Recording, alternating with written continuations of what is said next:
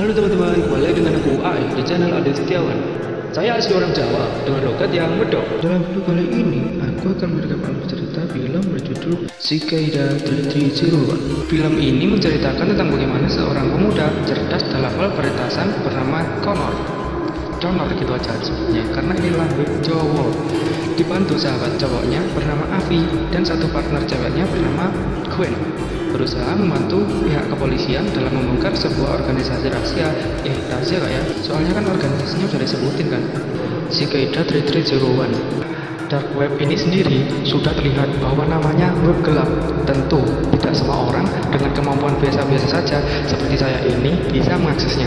Tapi dari berbagai riset yang dilakukan tim channel Adit Setiawan yang berjumlah 1 orang, situs ini bisa diakses dengan menggunakan aplikasi tambahan yaitu Tor. Tapi jangan coba-coba bukanya ya, karena webnya itu sangat berbahaya. Isinya bukan hal-hal baik, dengan banyaknya informasi yang seharusnya tidak dipublikasikan. Banyak penjualan senjata ilegal dan ada banyak hacker atau peretas yang bisa kapan saja mereka mengambil data diri Anda, bahkan menghack komputer atau laptop Anda. Jadi, web itu digambarkan sebuah gunung di laut yang menjulang hingga ke permukaan laut. Yang paling atas dan terlihat oleh mata kita itu cuma 4% dari 100% informasi web seluruhnya. Web paling atas dan paling aman berisi seperti web Google, Wikipedia, Facebook, Twitter, Amazon, dan lain-lain yang masih bisa kita akses dengan mudah. Yang di tengah ada dark web. Nah, tidak semua orang bisa mengakses web tersebut karena di situ berisi banyak sekali hal-hal yang tidak patut untuk dipertontonkan, misalnya rekaman medis, dokumen-dokumen rahasia, laporan sites, dan lain-lain. Dan yang terpenting, banyak banget virus yang bisa membahayakan perangkat Anda. Nah, yang di dasar laut itulah yang disebut dark web. Nah, ini filmnya berinspirasi dari web tersebut. Nah, di sana banyak sekali informasi-informasi yang sifatnya sangat rahasia dan berbahaya. Dan banyak penjualan senjata ilegal, kasus pembunuhan yang di-share live, dan banyak transaksi di sana, sehingga itu jauh lebih berbahaya dari deep web jika tidak menguasai ilmu hacker yang mumpuni. Nah, film ini diceritakan bahwa organisasi Cicada 330 itu sedang mengadakan perekrutan anggota dalam 3 kesempatan melalui internet dalam sebuah teka-teki kode-kode dari publik yang harus dipecahkan. Dalam dunia nyata, kesempatan pertama itu pada 4 Januari 2012 lalu, kedua 4 Januari 2013, dan 4 Januari 2014. Nah, selanjutnya itu nggak ada teka-teki baru. 4 Januari 2015, 2016, 2017 itu tidak ada teka-teki baru. Tapi nggak penting, gue sumpah. Anjir, ketahuan durasi dengan sore. Lanjut aja ya. Nah, teka-teki yang diberikan ini sangat rumit sekali bagi orang awam. Isu, sore, anjir goblok. Awam bukan pakai M tapi pakai N. Kalau awan itu siang awan. Iku lak Jawa bos. Ini telah disebut sebagai teka-teki paling rumit dan misterius di era internet, dan terdaftar sebagai salah satu dari 5 misteri internet yang paling sulit dan belum terpecahkan. Dan banyak spekulasi muncul mengenai fungsinya. Banyak yang berspekulasi bahwa teka-teki tersebut adalah alat perekrutan NSA. NSA itu adalah Badan Intelijen Amerika. Terus habis itu perekrutan CIA dan M16. Nah, dan juga disebut sebuah konspirasi masonik atau kelompok tentara bayaran dunia maya.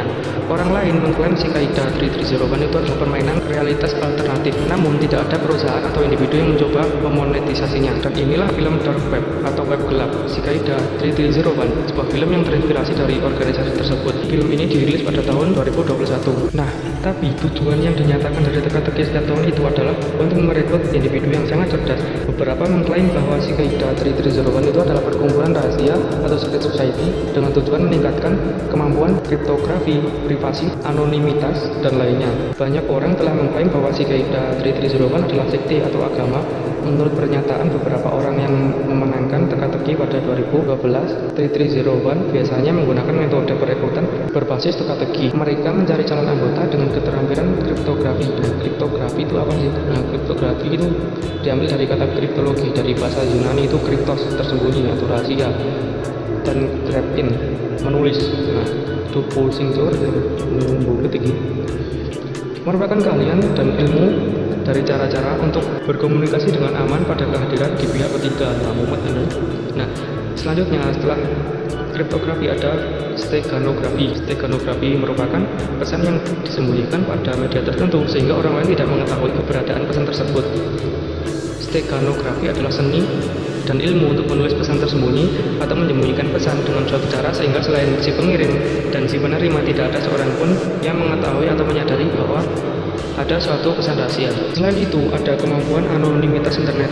Nah, ini menggambarkan suatu di mana identitas orang tidak diketahui. Gagasan penting di sini adalah bahwa seseorang tidak dapat diidentifikasi, tidak dapat dijangkau, atau tidak dapat dihack. Anonimitas dipandang sebagai teknik atau cara menyadari nilai-nilai tertentu seperti privasi dan kebebasan. Jadi alat anonimitas banyak digunakan di deep web atau dark web atau web gelap oleh oknum-oknum yang tidak bertanggung jawab. Maka dari itu bisa saja akan membahayakan data-data pemerintah suatu negara. Maka banyak sekali negara yang meningkatkan pengawasannya, khususnya badan intelijen sebuah negara. Adegan awal diperlihatkan seorang bernama Connor sedang di dalam ruangan, di mana itu merupakan salah satu ruangan gedung organisasi si Qaeda tadi. Tapi ini cuma salah satu saja ya, mungkin masih banyak tempat-tempat persembunyian yang belum terlihat. Nah, terlihat Connor secara tergesa-gesa berusaha mengunduh data dari sebuah komputer, dan data itu dibawa dalam bentuk USB atau flash disk lah. Tak lupa ia menghancurkan komputernya agar tidak meninggalkan jejak di tempat itu, karena tempat itu sudah digerebek para anggota NSA atau badan intelijen Amerika. Si Connor berhasil kabur, tapi naas adanya ledakan membuat dia jatuh, dan akhirnya dia tertangkap. Adegan beralih di ruang pengadilan tertutup saat si Connor ini diminta menceritakan kesaksian tentang kejadian malam itu, dikarenakan dia terbukti di TKP, yaitu di salah satu markas organisasi si Qaeda itu, dan melarikan diri. Tapi saya ingatkan, karena ini film ada nuansa komedinya, jadi jangan heran kalau ada adegan-adegan konyol, dan banyak di sini adegan-adegan konyol. Soalnya sebagian besar adegan yang ditampilkan adalah cerita dari si Connor. Jadi adegan yang sebenarnya ya cuma di ruang pengadilan ini. Selebihnya adalah adegan kesaksian dari Connor yang diminta bercerita oleh para hakim agung dengan berdasarkan fakta. Tapi si Connor ini emang bahasa Jawanya nggak PI gitu loh. Jadi ya meskipun adegan-adegan menegangkan, tapi tetap membuat ngakak di tengah-tengah filmnya.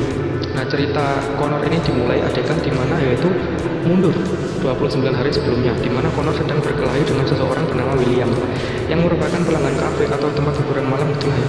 Ternyata Connor ini adalah pekerja di tempat itu, dan si William pelanggan itu ternyata memberikan uang tip yang sangat kecil dan jauh di bawah standarnya kepada salah satu pelayan wanita itu, sehingga membuat Connor terpancing emosi. Akhirnya gelutlah mereka. Pada saat itu, Connor sedikit trauma dan flashback di masa mudanya. Ada seseorang yang memukulinya, tetapi tidak dijelaskan peristiwa tepatnya, namun adegan langsung berpindah. Di sebuah apartemen sewaan, Connor mencoba mengingat nomor digit kartu ATM si William yang bertengkar dengan dia tadi, dan berusaha untuk membobol ATM-nya dan berusaha membagikan data mengenai William ke sesama user yang berada di dark web atau web gelap. Dan setelah dia menemukan emailnya William, ia tak lupa mengirimkan virus kepadanya.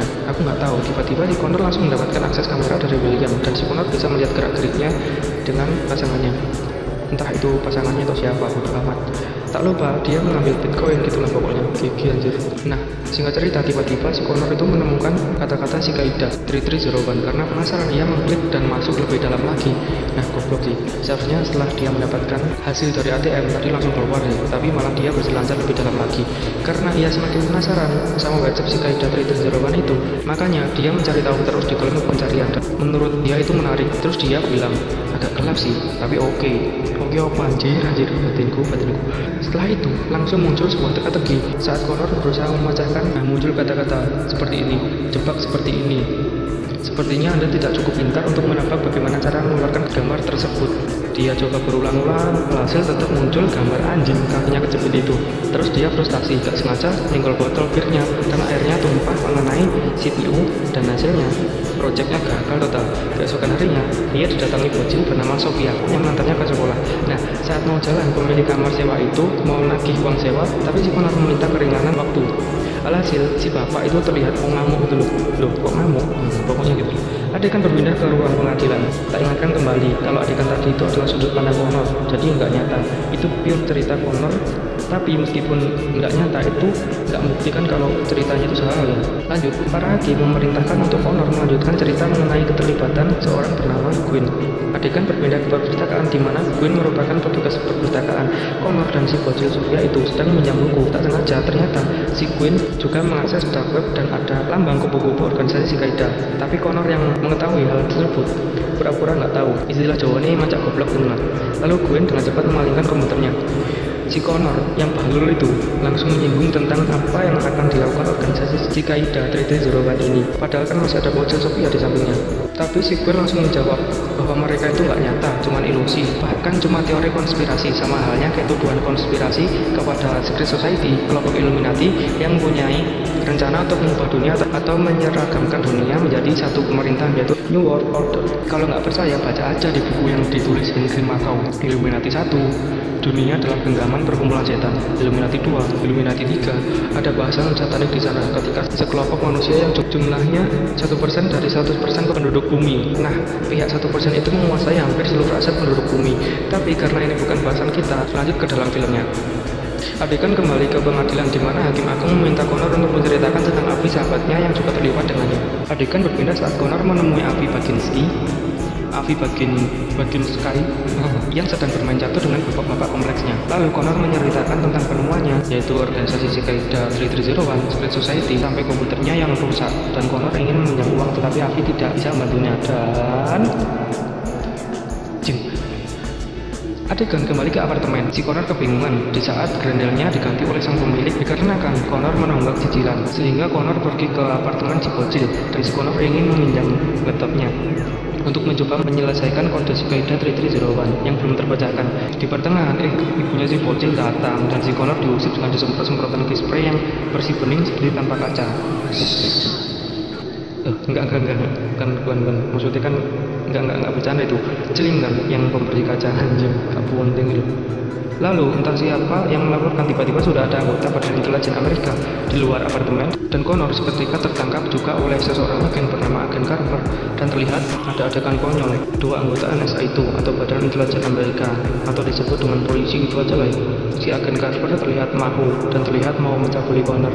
Di sisi lain, seorang agen yang bernama Agen Sullivan malah membuka celananya. Tapi ingatlah, ini adegan itu cerita dari Connor, makanya jadinya ngelantur. Akhirnya di persidangan yang bersangkutan nggak terima dan meminta Connor menceritakan sebagaimana mestinya, dan si Connor dalih karena dia melalui banyak kejadian yang membuatnya stres. Nah, karena stres makanya ceritanya jadi ngelantur. Cerita berlanjut di mana Connor lagi diinterogasi oleh Agen Sullivan dan Agen Carver di mobil. Yang membuat tak terduga adalah kedua agen membuat perhitungan sama si Connor untuk menawarkan bantuan untuk memburu Cicada 3301 dengan imbalan $5 juta. Cara kerjanya, Connor harus mendapatkan kontak organisasi tersebut dan mendekati di mana perkumpulannya, sehingga tim NSA atau Badan Intelijen Amerika itu bisa menangkapnya. Singkat cerita, Connor langsung deal dengan harga itu, tapi si Connor minta beberapa uang terlebih dahulu untuk membayar sewa apartemennya, dan dua agen tersebut malah melemparnya di jalanan. Setelah itu, si Connor menuju rumah sahabatnya, yaitu Avi, untuk meminta bantuan. Akhirnya si Avi mau membantu. Adegan kembali ke Connor saat bercerita di pengadilan dan meminta kertas kosong berwarna pink.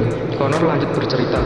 Ia meminjam komputer ke perpustakaan yang dijaga oleh Quinn dan memulai kembali dalam penyelesaian kode Cicada 3301 di dark web. Nah, saat dia baru saja membuka, udah gagal dan muncul gambar anjing cilik kejepit. Itu bertanda gagal. Tapi nggak masalah, gagal dicoba lagi. Aku ingetin lagi ya. Jadi Quinn itu dalam rangka penyelesaian kode Cicada 3301 juga. Jadi di sini mereka berkompetisi di dark web untuk perebutan organisasi tersebut. Singkat cerita, Connor berhasil menyelesaikan satu kode dan muncul kata pekerjaan seorang pribadi yang ingin melampaui. Dia mempercayai dirinya sendiri untuk menghasilkan dari dalam. Apa yang dijelaskan oleh pesan tersembunyi dari gambar yang ditautkan? Nah, di sini aku juga nggak paham kenapa dia kayak trauma gitu di masa lalu. Seakan-akan dia dapat kekerasan fisik, tapi tidak dijelaskan kejadian apa itu. Setelah itu, dia melihat sesosok manusia berkepala lusa sekelebutan gitu dan langsung pergi. Lalu, si Quinn seakan-akan tahu ekspresi Connor seperti orang trauma, dan singkat cerita mereka bekerja sama dalam menyelesaikan kode Cicada itu dan menemukan koordinat lokasi kode selanjutnya melalui GPS. Koordinatnya ada di berbagai tempat yakni Paris, Tokyo, Los Angeles, London, dan Boston. Setelah itu mereka menuju ke titik koordinat terdekat menggunakan mobil, dan saat sampai mereka berada di tempat yang banyak sekali gambar-gambar aneh di dinding seperti gambar-gambar yang biasa dibawa flyover gitu. Awalnya mereka kebingungan dan akhirnya menemukan logo Cicada dan mereka menyepen barcode-nya dan akhirnya mendapatkan penyelesaian yakni kode yang harus dibacakan lagi dalam bentuk sebuah gambar semacam ritual aneh gitu, entah itu ritual satanik atau Illuminati atau apapun itu yang penting aneh. Tiba-tiba ada sesosok orang berkepala rusa yang tadi sedang mendatangi mereka. Lalu mereka memutuskan